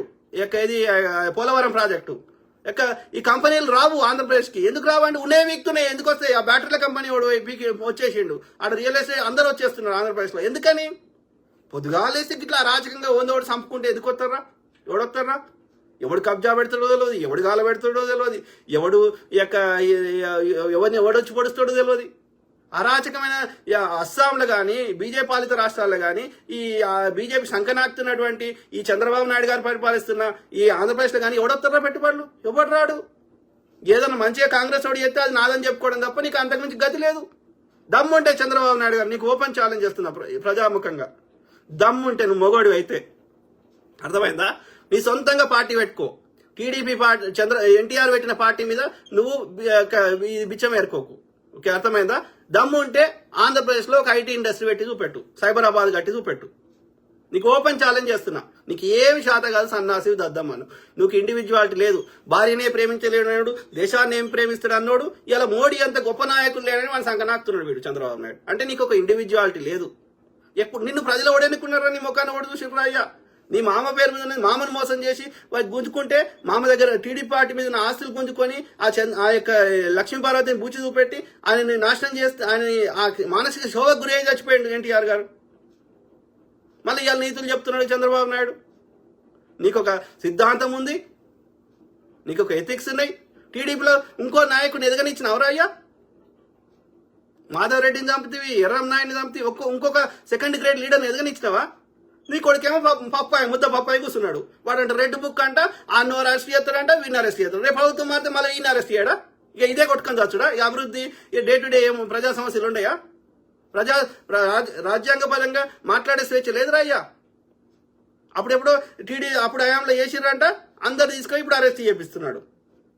అంటే పొద్దుగాలేస్తే ఈ యొక్క లంగరాజకీయం చేయడానికి వచ్చినావా? ప్రజలకు మంచి చేయడానికి వచ్చినావా? నువ్వు గెలవలే. ఆ మోడీ అప్పుడు ఈవీఎంలలో మోసం చేసి అప్పుడు జగన్ గెలిపించిండు, ఇప్పుడు చంద్రబాబు నాయుడు గెలిపించిండు. కానీ అంతకుమించి నీ సొంతంగా ఎవడు గెలవలే. గలీజ్ నా కొడుకులు. వీడు వచ్చేసి నన్ను తిడుతున్నాడు, సర్నాల ఎలమందు అంట. టీడీపీ అని ఫోటో పెట్టుకున్నాడు. తెలంగాణ నాశనం చేశారు కదరా. తెలంగాణలో లక్షల ఎకరాలు దొబ్బేశారు కదరా. ఇలా Banjara hills, Jubilee hills, Nanakram కూడా ఏవిరావి భూములని ఎవరిరా? మీరు సొంతంగా కష్టపడి తెచ్చుకున్నారా? అన్ని ఉమ్మడి ఆంధ్రప్రదేశ్ కింద ఉండి అన్ని కబ్జాలు పెట్టేశారు కదా. ఇవాళ రీతులు చెప్తున్నారు. అవన్నీ గుంజుకుంటాం, ఇట్లనే చేయరు. అవన్నీ కూడా గుంజుకుంటాం. ఇచ్చి నా కొడుకులు ఇట్లనే ఇబ్బంది పెడితే, మా దగ్గర అభివృద్ధి చేయకుండా చేస్తే అప్పుడు మీ పేరు మీద ఏమేమి ఎవరెవరికి రాసిచ్చారో ఉమ్మడి ఆంధ్రప్రదేశ్ ఈ చంద్రబాబు నాయుడు గారు అవన్నీ గుంజుకుంటాం. బిల్లీరావు బొల్లిరావు గాడు వాడు బిల్లీరావు గాడు, నువ్వు బొల్లిరావు గాడు. బోయాజ్ బెట్టింగ్ యాప్లు, డేటింగ్ యాప్లు, ప్రధాన గేమ్ల యాప్లు, వీటితో దేశ సంపద మొత్తం ఆవిరైపోతుంది సార్. కొన్ని కోట్ల సంపద. Correct brother. దానికి ఏం చేయాలి నువ్వు చెప్పు, కామన్ సెన్స్ ఆలోచించు. ఏం చేయాలి? సోర్స్ని కొట్టాలనా? మధ్యలో ఎవడో గిది చూడు అంటే నువ్వు చూస్తావా? నేను చెప్తా, నేను 100 చెప్తా, చేస్తావా నువ్వు? నీకంటూ సొంత ఆలోచన లేదా? పొద్దుగాలేస్తే తాగు బ్రదర్ అని నేను చెప్తే నువ్వు తాగుతావా? పొద్దుగాలేస్తే ప్రతి స్త్రీతోటి కనబడిన స్త్రీ అందరిని వెనకాల పడు అంటే పడతావా? నీకంటూ కామన్ సెన్స్, గడ్డి తిను అన్నం తినక అంటే తింటావా? నీకంటూ కామన్ సెన్స్ ఉంది కదా. వాడు ఎవడో ప్రమోట్ చేస్తే నువ్వు అది కరెక్ట్ అని, ఇప్పుడు మహేష్ బాబు వాళ్ళ పెప్సీ తాగమంటే నీకు నచ్చకపోయినా తాగుతావా? నీకంటూ కామన్ సెన్స్ ఉండాలి కదా, అవునా కాదా? ఇప్పుడు 18 ఏళ్ళ కంటే బిలో ఉన్న వాళ్ళు కొన్ని చేయొద్దు అంటారు. ఎందుకంటే వాళ్ళకి బ్రెయిన్ డెవలప్ కాలేదు కాబట్టి, వాళ్ళు మైనర్ కాబట్టి వాళ్ళకి రిస్ట్రిక్షన్స్ ఉన్నాయి. మేజర్ అయిన వాళ్ళకి రిస్ట్రిక్షన్స్ లేవు కదా. రిస్ట్రిక్షన్ పెడితే నా స్వేచ్ఛను తీసేస్తున్నారు అంటారు కదా. మరి ఏదైనా అతి చేస్తే ప్రమాదం, ఏదైనా అది ఫన్ కోసం చేసిన రోజు ప్రమాదం లేదు. కొంచెం పెప్సీ తాగితే ఏం సమస్య కాదు, కొంచెం ఛాయ్ తాగితే ఏం కాదు, కొంచెం కాఫీ తాగితే ఏం కాదు, కొంచెం మందు తాగితే ఏం కాదు. హద్దులకు మించినప్పుడే ఏదైనా శృంగారం హద్దులలో చేస్తే ఏం సమస్య లేదు. హద్దులు దాటినప్పుడే ఏదైనా సమస్య వస్తుంది. ఏదైనా ఇప్పుడు వినోదం కోసం ఆడుకుంటే ఏం కాదు. ఇప్పుడు అమెరికాలో క్యాసినోలు ఉన్నాయి. ఎప్పుడో ఒకసారి ఫ్రెండ్ వచ్చిండు, అట్లా ఒక $50 $100 పోతే ఏది కొంచెం ఒక గంట టైం పాస్ అవుతుంది, ఒక డిఫరెంట్ ఫన్ కోసం అంటే ఏం తప్పు కాదు. ఇంకా ఉన్న పైసలు అన్నీ తీసుకొని అలానే పెట్టి అలా పైసలు వస్తాయి ఏమైనా ఆడితే పోతాయి. అది అది అది ఏమంటారు, అది యొక్క ఫన్ కోసం అప్పుడప్పుడు వినోదం కోసం చేస్తే ఏ తప్పు కాదు. అది ఏమంటారు, వ్యసనంగా మారినప్పుడే సమస్య వస్తుంది. ఏదైనా అది మంచిదైనా, మంచి వ్యసనమైనా, చెడు వ్యసనమైనా అది తప్పే. ఇప్పుడు దానం చేస్తే ఆయన ఉన్నాడు, ఏది ఆయన $100 సంపాదిస్తే $10 దానం చేస్తే ఏం తప్పు కాదు. ఉన్న $100 తీసుకొని మొత్తం దానం చేస్తే మరి ఇంట్లో ఏం తినాలి? అది మంచి అయినా చెడైనా. అందుకే బుద్ధుడు ఏం చెప్పిండంటే మధ్య మార్గము ఉత్తమం అని చెప్పిండు. ఎందుకంటే ఆయన అన్ని విధాల ప్రకృతి సంబంధించిన ధర్మాలని ఆయనకున్నటువంటి ధ్యానం చేసి ఆయన యొక్క ఎన్లైటన్ అయిపోయి ఆ సిద్ధార్థుడి నుంచి బుద్ధుడిగా మారిన తర్వాత, జ్ఞానం వచ్చిన తర్వాత ఆయన తెలుసుకున్నది చెప్పిండు. మధ్య మార్గమే ఉత్తమమురా అని చెప్పిండు. కాబట్టి anything in moderation is good. Anything good, అది మంచిది అన్నా చెడ్డదు అన్నా అతి చేసినప్పుడు అది చెడ్డదే. అతి దానం చెడ్డదే, అతి శృంగారం చెడ్డదే, అతి జూదం చెడ్డదే. కాబట్టి do in moderation. If you don't want do it, don't do it at all. నీకు నచ్చకపోతే చేయకు. కానీ ఎవడైనా ఏమైనా చెప్పితే మనకంటూ సొంత ఆలోచన ఉంది కదా. ఒకవేళ అది నిజంగా తప్పు అయితే దానికి బ్యాన్ చేయి. బెట్టింగ్ కంపెనీలను బ్యాన్ చేయి, డ్రగ్స్ని బ్యాన్ చేయి, ఆల్కహాల్ బ్యాన్ చేయి, ఆ కంపెనీలను మొత్తానికి తీసేయి. అప్పుడు వీడు ప్రమోట్ చేయడు కదా. కానీ సోర్స్ని అట్లనే ఉంచి విదేశాల నుంచి డ్రగ్స్ మన దేశంలోకి షిప్పుల ద్వారా వచ్చేటట్టు చేసేసి అన్ని చేసి వీళ్ళకి రావాల్సిన వాటాలు వీళ్ళు తీసుకొని కింద స్థాయిలో ఉన్నటువంటి ఎవడో ప్రమోట్ చేసిన కింది స్థాయిలో ఉన్న పురుగును పట్టుకొని వీడే చేసిండు. వీడు చెప్తే, శివజ్యోతి చెప్తే విదేశాల నుంచి మన దేశంలోకి డ్రగ్స్ వస్తున్నాయా, లేకపోతే ఇంకో బెట్టింగ్ కంపెనీలు వస్తున్నాయా? శివజ్యోతి నిర్ణయం చేసే స్థానంలో ఉందా? పెద్ద వాటాలు ఎవరికి వస్తున్నాయి? ఎవరు ఆ డ్రగ్స్ దేశంలోకి రాణిస్తున్నారు? అవి రావద్దు అని అడ్డుకునే శక్తి మోడీకి లేదా? చెప్పండి. ఆ యొక్క బెట్టింగ్ యాప్లని బ్యాన్ చేసే శక్తి రాష్ట్ర ప్రభుత్వాలకు కానీ కేంద్ర ప్రభుత్వానికి లేదా?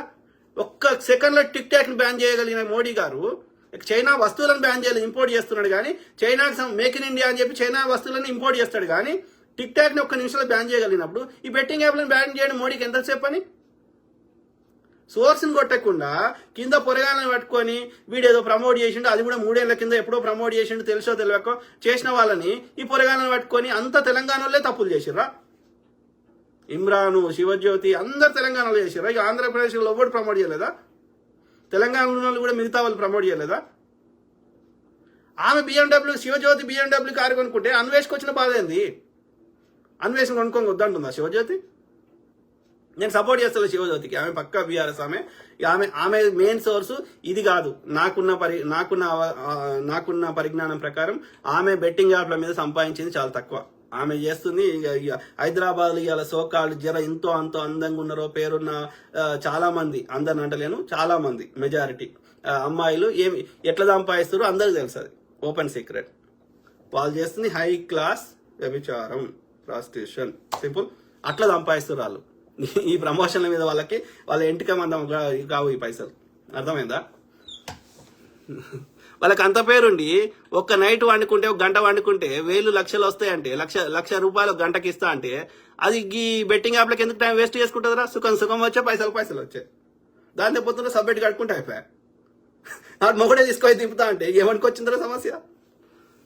నీకు మామూలు స్త్రీలకు ఇస్తారు, అయ్యారు కదా, పేరున్న దానికి ఇస్తారు కదా. Common sense. Telangana Shyam Pagidipalli. Aparna my home Jayabheri Om Sriram. ఎటువంటి వ్యాపారస్తులకు ప్రభుత్వ భూములు కట్టబెట్టాలా? వాళ్ళంతా అదే బ్రదర్, ఎవరి కట్టబెట్టినా అందులో ఏం కడుతున్నారు అనేదే ముఖ్యం. ఓకే, అందులో యొక్క ప్రజా ప్రయోజనాలకు సంబంధించిన ఏమైనా కట్టకపోతే ఐటీ కంపెనీలో ఇంకేమైనా రేవంత్ రెడ్డి గారు ఇప్పుడు సీఎం గారు అసెంబ్లీ సాక్షిగా చెప్పినటువంటి అభివృద్ధి కాకుండా అలా ఏదో జూదమాడేటియో ఒక ప్రైవేట్ వ్యక్తులకు ఏమైనా ఇస్తే తప్పకుండా కొట్లాడదాం. అది తెలంగాణ ప్రజలందరి భూములు, తెలంగాణ ప్రజలందరికీ హక్కు ఉంది. హెచ్సియు విద్యార్థులకు సంబంధం లేదు. అది ఆ యొక్క హెచ్సియులో అది సెంట్రల్ యూనివర్సిటీ, అక్కడ నార్త్ ఇండియన్స్ అనేక రకాల వాళ్ళు వచ్చి ఉంటారు.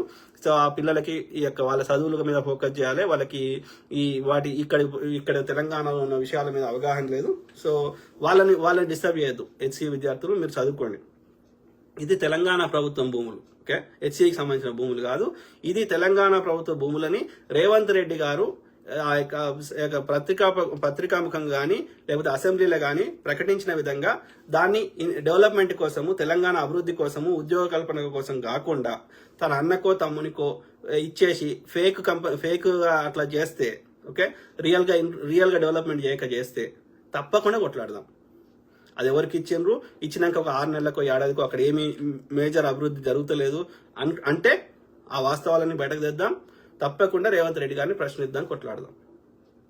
కానీ అభివృద్ధి అది దేని మీద ఇచ్చారు? ఎవరు ఇండివిజువల్ రాసి ఇచ్చారా? ఇప్పటివరకు అయితే దానికి ఎవరికి వ్యక్తులకైతే ఇప్పటివరకు రాసియలేదు. తెలంగాణ ఇండస్ట్రియల్ ఇన్ఫ్రాస్ట్రక్చర్ కార్పొరేషన్, తెలుగులో ఏమంటారు? తెలంగాణ పరిశ్రమల, అదేవిధంగా ఇన్ఫ్రాస్ట్రక్చర్ అంటారు. పరిశ్రమల మరియు ఇన్ఫ్రాస్ట్రక్చర్ అభివృద్ధి కోసం ఏర్పరిచిన కార్పొరేషన్ కి ఇవ్వడం జరిగింది. వాళ్ళ పని ఏంది? తెలంగాణలో అభివృద్ధి చేయడం. నిజమైన కంపెనీ ఆడ ఐటీ కంపెనీ పెడుతుందో ఇంకో కంపెనీ పెడుతుందో అంటే ఇస్తారు. ఎవరిని పడితే వాళ్ళకి ఇయ్యరు. ఇచ్చినాక ఒక 6 నెలలు ఏడాది ఆగినాక అక్కడ ఎలాంటి అభివృద్ధి చేయకపోతే ఆ డేటా తీసుకొద్దాం. ఏం రేవంత్ రెడ్డి గారు ఇది కబ్జా పెట్టడానికి నీ దోస్తుకి ఇచ్చినావా అని కొట్లాడదాం. ఆల్లేదు సూళ్ళలేదు కొడుకు పేరు సోమలింగం అన్నట్టు ప్రతిదానికి అడ్డుపడతా అంటే మన క్రెడిబిలిటీ పోతుంది. వాళ్ళకి టైం ఇవ్వాలి, వాళ్ళని చేయనియాలి. తర్వాత నువ్వు చెప్పినట్టు ఒక ఏమంటారు మై హోమ్ వానికి రాసిస్తేనో లేకపోతే చిన్న జీర్గానికి రాసిస్తే కొట్లాడదాం. ఇప్పటివరకు వారికి రాసియలే కదా. ఆలోచించాం ప్లీజ్. Don't get fooled. ఈ తులసి గారు ఏంటంటే ఆమె ఒక పర్టికులర్ కమ్యూనిటీకి చెందిన ఆమె కాబట్టి ఆమె ఒక విశ్వాసాన్ని ఏర్పరచుకుంది. ఎందుకు ఏర్పరచుకోగలిగింది అంటే ఒకటి అమ్మాయి, రెండోది బడుగు బలహీన వర్గాలకు చెందిన అమ్మాయి. దాంతో పాటు ఆమె మనం బీజేపీని మంచిగా సామాన్యకు అర్థమయ్యే భాషలో point to point with data చెప్పి ఎక్స్ప్లెయిన్ చేయడం వల్ల ఆమె మీద మనకు అభిమానం ఏర్పడ్డది. ఆ అభిమానాన్ని ఆమె మిస్యూజ్ చేస్తా ఈ యొక్క కాంగ్రెస్ ప్రభుత్వాన్ని ఎలాంటి అభివృద్ధి చేయకుండా బీఆర్ఎస్ కి సంకనాకే విధంగా ప్రవర్తిస్తా అంటే, అభివృద్ధికి అడ్డుపడతా అంటే ఎందుకు కోరుకుంటాం? నేను క్లియర్గా ఓపెన్గా అడుగుతున్నా. దేశమంతా ఇథనాల్ ప్లాంట్లు ఉన్నప్పుడు, ప్రపంచమంతా ఉన్నప్పుడు ఎక్కడ ఏ దేశ ప్రజలకు కానీ ఏ రాష్ట్ర ప్రజలకు కానీ ఎక్కువ ఇథనాల్ ప్లాంట్లు మన భారతదేశంలో ఎక్కడున్నాయి? మహారాష్ట్రలో. ఎక్కువ రైతులు ఎక్కువ మంది పండించేది పంటలు వినూత్నంగా పండించేది ఎక్కువ ఫార్మింగ్ మహారాష్ట్రలో జరుగుతుంది. మహారాష్ట్ర పెద్ద రాష్ట్రం అని చాలా రాష్ట్రాలతో కంపేర్ చేస్తే మన తెలంగాణతో పోలిస్తే ఒక 3-4 అంతలు పెద్దగా ఉంటుంది. మరి అక్కడ అన్ని 16 ఉన్నాయి ఇథనాల్ ప్లాంట్లు. ఎక్కడ ఏ సమస్య లేని తెలంగాణలో ఆదిలాబాద్లో పెడదామంటే ఈ అమ్మాయికే సమస్య, మహబూబ్నగర్లో పెడదామంటే ఈ అమ్మాయికే సమస్య. Are you not misleading the people? అమాయక ప్రజల్ని తప్పుదో పట్టిస్తలేవా? నువ్వు చెప్పు శ్యామ్. ఒక చిన్న విగ్రహంతో రామలింగేశ్వర గుడి అని ఆ అడవిలో ఒక చిన్న విగ్రహం ఉంది. ఆ విగ్రహం పేరు మీద 3000 ఎకరాలు ఎట్లా ఉంటుందో నాకు చెప్పు. నువ్వు కామన్ సెన్స్ యూజ్ చేసి చెప్పు. ఆ గుడి మీద ఉన్న భూమిని అంటే తెలంగాణ ప్రభుత్వం గుంజుకుంటుందంట. గుంజుకొని ఏం చేస్తుంది? రేవంత్ రెడ్డి వాళ్ళ తమ్మునికి అన్నకి 7 తమ్ముళ్ళు ఉన్నారు కదా, 7 జగదీష్ రెడ్డి ఇంకో ఆయన ఎవరెవరికో వాళ్ళకి ఇచ్చేసిండా. భారత ప్రభుత్వము భారతదేశాన్ని కాపాడడానికి తమిళనాడు ఎట్లయితే రాడార్ స్టేషన్ ఉందో ఒక రక్షణకు సంబంధించింది, అట్లాంటిది ఒకటి మన ఈ డ్రై స్టేట్ల రాష్ట్రం మధ్యలో పెడతాము. ఒక డిఆర్డిఓ కట్టినట్టు, ఒక డిఆర్డిఎల్ కట్టినట్టు, ఒక ఐడిపిఎల్ కట్టినట్టు, ఒక బీపీఎల్ హెచ్సిఎల్ కట్టినట్టు కడతాము అంటే కేంద్ర సంస్థకి ఆ భూమిని బదలాయిస్తే మన రాష్ట్రానికి వచ్చిన లాభమే గానీ అందులో వచ్చిన నష్టమేంది? రేవంత్ రెడ్డి తన స్వార్థ ప్రయోజనాలకు వాడితే కొట్లాడదాం అంటే ఎలాంటి అభివృద్ధి జరగొద్దా తెలంగాణలో? అవన్నీ చేయకపోతేనే ఇలా హైదరాబాద్ ఈ స్థాయికి వచ్చిందా? ఎన్ని కేంద్ర సంస్థలు కాంగ్రెస్ ప్రభుత్వం అప్పుడు ఇందిరాగాంధీ గారిని బతిలాడి మనం తీసుకొచ్చినాం. ఇలా పటాన్చేరు ఇండస్ట్రియల్ ఏరియా ఎట్లయింది? ఇక్రిసాటి అడికెళ్ళి వచ్చింది. మరి అవన్నీ చేయకపోతే ఇవాళ హైదరాబాద్కి ఈ స్థాయి, ఇంటర్నేషనల్ స్థాయి ఎట్లా వచ్చింది గుర్తింపు? భారతదేశంలో అనేక ప్రధాన నగరాలకు, అన్ని మెయిన్ నగరాలు చెప్తున్న నగరం కంటే ఢిల్లీ, ముంబై కంటే కూడా హైదరాబాద్ ఎందుకు మంచిగా ఉంది బెంగళూరు కంటే? ఇవన్నీ కడితేయింది, ఉటినే అయిందా? నిజాం గారు ఉన్నప్పుడు ఆయన చేసిండు, కానీ అది ఓల్డ్ సిటీ వరకే పరిమితమైంది, ఇంత పెద్ద స్థాయిలో లేదు. ఈ పెద్ద స్థాయికి రావడానికి కారణం కాంగ్రెస్ ప్రభుత్వం. ముఖ్యంగా నెహ్రూ గారు కొన్ని చేసినప్పటికీ, నెహ్రూ గారు మెయిన్గా ఇరిగేషన్ ఈ సంబంధించిన ప్రాజెక్టులకి, స్కూళ్ళు, బేసిక్ ఇన్ఫ్రాస్ట్రక్చర్ చేస్తుంటే, ఇందిరాగాంధీ గారు మాత్రం ఈ ఇండస్ట్రియల్ దానికి ఒక రెవల్యూషన్ టైప్ చేశారు. ఎందుకు చేయగలిగిన వాళ్ళు? ఈ పంచవర్ష ప్రణాళికల కాన్సెప్ట్ పెట్టి అక్కడ స్టాలిన్ గారు చేస్తే, రష్యాలో అప్పుడు రష్యాని ఇప్పుడు అంటున్నాం, అప్పుడు యుఎస్ఎస్ఆర్ సోవియట్ యూనియన్ కింద చేస్తే వాటిని బాగున్నాయి, మంచి ఫలితాలు ఇస్తున్నాయని దానికి ఒక ఏమంటారు ప్లానింగ్ కమిషన్ కి సంపూర్ణ అధికారాలు ఇచ్చి వాళ్ళు చేసిన రికమెండేషన్స్ ని వాటికి తూచా తప్పకుండా భారతదేశం ఏ రంగాల్లో బలహీనంగా ఉందో ఆయా రంగాల్లో మనం నిధులు కేటాయించి అభివృద్ధి చేస్తే ఈ స్థాయికి చేరినాం. అట్లా ఇవాళ ఎన్ని కేంద్ర సంస్థలు ఉన్నాయి మన హైదరాబాద్ సరౌండింగ్స్ లో? అవన్నీ తీసేసే ఏముంది హైదరాబాద్? నథింగ్. సెంట్రల్ యూనివర్సిటీ అట్లే వచ్చింది, ఐఐటి అట్లే వచ్చింది, ప్లానింగ్ కమిషన్ కింద వచ్చినాయి, ఇవన్నీ కేంద్ర ప్రభుత్వం నుంచి వచ్చినాయి. మరి అవన్నీ పెడుతున్నప్పుడు అక్కడ భూములు పోయినాయి అంటే చేయొద్దా? వద్దా? తీసేద్దామా? అన్ని తీసిపారేద్దామా? మోడీ వచ్చినాక అన్ని అమ్మేస్తుంది కదా, అమ్మేద్దామా దోస్తులకి, అంబానీకి, అదానికి? రేవంత్ రెడ్డి ఆయన స్వార్థ ప్రయోజనాలు వాడినప్పుడు కొట్లాడదాం. లేదు ఇక చంద్రబాబు నాయుడు గాని లెక్క బిల్లి రావుకో ఇంకో బొల్లి రావుకో ఇస్తే కొట్లాడదాం. ఆలోచించండి. డోంట్ గెట్ ఫోల్డ్ బై ఏమంటారు తులసి చంద్ గారు are any other people. She's losing her credibility. అర్థమైందా? తెలంగాణ ఇందిరాగాంధీ గారు ధనవంతుల దగ్గర భూమంతా ఈ భూస్వాముల దగ్గర భూమంతా తీసుకొని పేదలకు పంచి పెడితే ఇలా ఎస్సీ ఎస్టీల దగ్గర ఆ మాత్రం భూములు, లేకపోతే భూములు ఎక్కడి? ఇలా బీసీల దగ్గర భూములు లేవే. మోడీ గారిని అట్లా ఏమని ఎవరొద్దంటారు? ఆ కమ్యూనిస్టు కొట్లాడి వాళ్ళ భూములు వంచి పెడితే ఇలా భూములు వచ్చినాయి ఎస్సీ ఎస్టీలకి, లేకపోతే ఎక్కడి భూములు? అన్నలు భూస్వాముల దగ్గర గుంజుకొని పంచిపెడితే భూములు వచ్చినాయి. మళ్ళీ ఆ భూములన్నీ కేసీఆర్ వచ్చినాక ఆ 32 కాలం నుండి తీసేసి, అనుభవదాడి కాలం తీసేసి ఆ భూములన్నీ మళ్ళీ ఎవరి పేరు మీద ఉన్నాయో వాని పేరు మీద, ఆ భూస్వాముల పేరు మీద తీసుకున్నాడు. మరి అప్పుడు ఏం సపోర్ట్ చేస్తలేరు? ఎన్ని భూములు కబ్జా పెట్టిండే బీఆర్ఎస్ వాడు, మళ్ళీ వానికి ఎట్లా మద్దతు ఇస్తుర్రా? సిగ్గు శరం ఉండాలి కదా. ఇవాళ ఇందిరమ్మ ఇల్లు కట్టిస్తే ఇవాళ గుడిసెల వాళ్ళకి సొంత ఇల్లు పక్కా ఇల్లు కట్టించిందే కాంగ్రెస్. ఏమంటున్నారు? ప్రకృతి సంపద అది ఏం లేదాడా, ప్రకృతి లేదు, గికృతి లేదు. ప్రకృతికి అది చేయాల్సింది చేస్తూనే ఉన్నాం. తెలంగాణలో పెద్ద పెద్ద అడవులు, నల్లమల అడవులు ఉన్నాయి, లేదంటే ఆదిలాబాద్ పై ప్రాంతాలు ఉన్నాయి. కానీ ఈ మధ్యలో అంతా తుమ్మ మొక్క, ఈ చిన్న చిన్న మొక్కలే. అయినా సరే మొక్కలు పెంచడం పెద్ద సమస్య కాదు. అది తెలంగాణ ప్రభుత్వాన్ని నేను రిక్వెస్ట్ చేస్తున్నా. ఇప్పుడు పార్కులు, అడవులు, చిన్న చిన్న మినీ అడవులు, ఈ ప్రకృతిని అత్యంత ప్రాధాన్యంగా చేద్దాం. దానికి అభివృద్ధికి లింక్ పెట్టద్దు దయచేసి. శ్యామ్ పగడిపల్లి ఏం చేస్తలేం రా, ప్రకృతిని ఏం చేస్తలేం, ప్రకృతిని ఇంకా అభివృద్ధి చేస్తాం. ఓకే. రమేష్ మామిడి పెళ్లి, నేను ఇంతవరకు మీరు అడిగిన ప్రశ్నలకు సమాధానం చెప్పడం ఎవరి నుండి వినలేదు, చూడలేదు బ్రదర్. అంటే మీరు అన్ని వాస్తవాలు అడుగుతున్నారు కాబట్టి ఎంతటి మేధావికైనా సమాధానం దొరకట్లేదు చెప్పడానికి.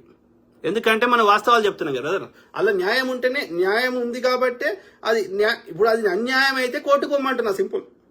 అది హెచ్సీ భూములు అనడానికి మీ దగ్గర ఏమైనా ఆధారం ఉంటే తీసుకొని వండి కోట్ల కేసేయండి. రాష్ట్ర ప్రభుత్వానికి ఎలాంటి హక్కు లేదు హెచ్సీ భూములను తీసుకోవడానికి. అది 2004లోనే ఆ బంధం తెగిపోయింది. నవీన్ చారి, హాయ్ అన్న. Hi brother. ఎవరు? రజనీదేవి గన్రా, నమస్తే సార్. నమస్తే సిస్టర్. నాగరాజు గౌడ్, మీరు ఏం జాబ్ చేస్తారు బ్రదర్? నా వ్యక్తిగతం ఎందుకు బ్రదర్? నేను ఐటీలో ఇది 2004 నుండి చేసిన. అశోక్ రైనా. నేను ఇండియాలో బ్రదర్ కోసం చెప్తున్నా, ఒక సింపుల్గా అర్థం కానీ ఎక్కువ డీప్గా పోను కానీ. సో నేను పుట్టి పెరిగింది సిద్దిపేట సరౌండింగ్స్ ప్రాంతాల్లో, కానీ గత 30 ఏళ్ల నుంచో ఇంకెక్కువ నుంచో నా ఇద్దరు తల్లిదండ్రులు సిద్దిపేటలో ఉంటారు. సిద్దిపేట తెలుగు వాళ్ళకి, ఆంధ్ర వాళ్ళకి, ఇంకొకరికైనా సిద్దిపేట అనేది ఇక్కడ కరీంనగర్ నుంచి 70 కిలోమీటర్లు, హైదరాబాద్ నుంచి ఇంచుమించు 100 కిలోమీటర్ల దూరంలో సిద్దిపేట పాత ఉమ్మడి మెదక్ జిల్లాలో ఉండేది. ఇప్పుడు సిద్దిపేట జిల్లా అయింది. సో ఆ సిద్దిపేటలో మా పేరెంట్స్ ఉంటారు. టీటీడీ ఫంక్షన్ హాల్ అని ఒకటి ఉంటుంది హై స్కూల్ దగ్గర. సో దాని ఎదురుగానే ఉంటుంది మాది ఒక ఇల్లు, ఒక పెద్ద. సో అక్కడ ఉంటారు. ఓకే, పెరిగింది సిద్దిపేటలోనే. ఓకే, సిద్దిపేట కానీ సిద్దిపేట సరౌండింగ్స్ ఊర్లలో కానీ. ఓకే, సో ఇది అది. సో నేను చదువుకున్నది ఉస్మాన్ యూనివర్సిటీ ఓయూ క్యాంపస్లో 1996 నుంచి 2000 మధ్యలో బయోమెడికల్ ఇంజనీరింగ్ చదివిన. ఆ బయోమెడికల్ అయిపోయాక నా క్లాస్మేట్స్ అందరు అమెరికాకి వచ్చిర్రు మాస్టర్స్ చేయడానికి. సో నాకు అప్పుడు జిఆర్ఈ టోఫెల్ చక్కగా రాలేదు. స్కోర్ రాకపోతే ఒక 1 ఇయర్ ఆగి వేరే ఇండియాలో ఏదైనా జాబ్ చేద్దాం అనుకున్నా, కానీ మళ్ళీ మా ఫ్రెండ్స్ అందరు క్లాస్మేట్స్ అందరు అమెరికాకి వచ్చే వరకు అప్పట్లో ఈ సోకు బాగుండే కాబట్టి నేను కూడా ఏది జిఆర్ఈ టోఫెల్ మళ్ళీ రాసి 2001లో అమెరికాకి వచ్చిన చదువుకోవడానికి, మాస్టర్స్ చేయడానికి. సో అమెరికాకి వచ్చినాక ఇది ఎంఎస్ అంటే masters. Okay, master of science అంటారు MS. So MS masters in computer సైన్స్లో మాస్టర్స్ చేసిన అక్కడ యూనివర్సిటీ ఆఫ్ పెన్సిల్వేనియా, షిపెన్స్బర్గ్ అని పెన్సిల్వేనియా రాష్ట్రంలో అమెరికాలో. ఇది 2003-04 ఆ ప్రాంతంలో. 2004 నుంచి నేను ఐటీ ఇండస్ట్రీలో అనేక ఎంఎన్సీ అంటారు కదా, మల్టీ కార్పొరేషన్, వాటికి అనేక పెద్ద, ఇప్పుడు ఇలా టార్గెట్ విన్నరో లేదా మీకు అంటే ఇండియాలో ఉన్న వాళ్ళకి చాలా మందికి ఇక్కడ అమెరికా కంపెనీలు తెలియదు కదా. సో టార్గెట్ అని, లేకపోతే చిల్డ్రన్స్ మినసోటా అని, లేకపోతే వెల్స్ ఫార్గో తెలుసు కదా, వెల్స్ ఫార్గో. తర్వాత అది వేరే కంపెనీ ఉండే, దాన్ని ఏం చేసిందంటే మైక్రోసాఫ్ట్ కొనుక్కున్నాడు. సో అది ఏమంటారు, ఇది నావిగేషన్ కంపెనీ. సో అది మైక్రోసాఫ్ట్కి పనిచేసినట్లు లెక్క, మ్యాప్ క్వెస్ట్ ఏదో ఉండే దాన్ని.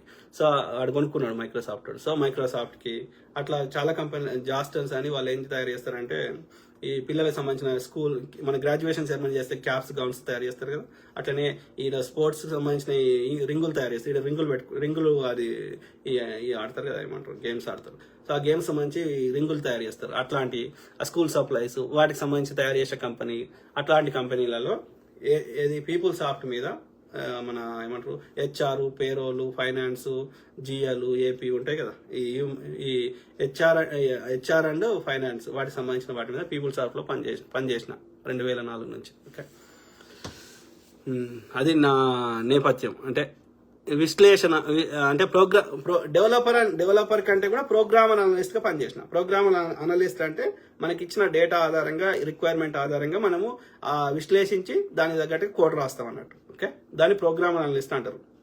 ఓన్లీ అంత టెక్నికల్ స్పెక్, ఫంక్షనల్ స్పెక్ అన్ని తయారు చేసి ఓన్లీ కోడ్ రాయడానికి ఇస్తే వన్ డెవలపర్ అంటారు. అది కాకుండా మొత్తం వాడు ఒక రిక్వైర్మెంటే ఇస్తాడు, ఎవరు మన యొక్క బిజినెస్ పర్సన్. సో ఆ రిక్వైర్మెంట్ ని మొత్తం ఏది ఫంక్షనల్ స్పెక్ వాళ్ళు ఇస్తారు బిజినెస్ అనలిస్ట్. తర్వాత టెక్నికల్ స్పెక్, తర్వాత దాని యొక్క డిజైన్, దాని డెవలప్మెంట్ అన్ని A to Z చేయడానికి దాన్ని మోర్ దాన్ ప్రోగ్రామర్. సో అది ప్రోగ్రామ్ అనలిస్ట్ గా పనిచేసిన.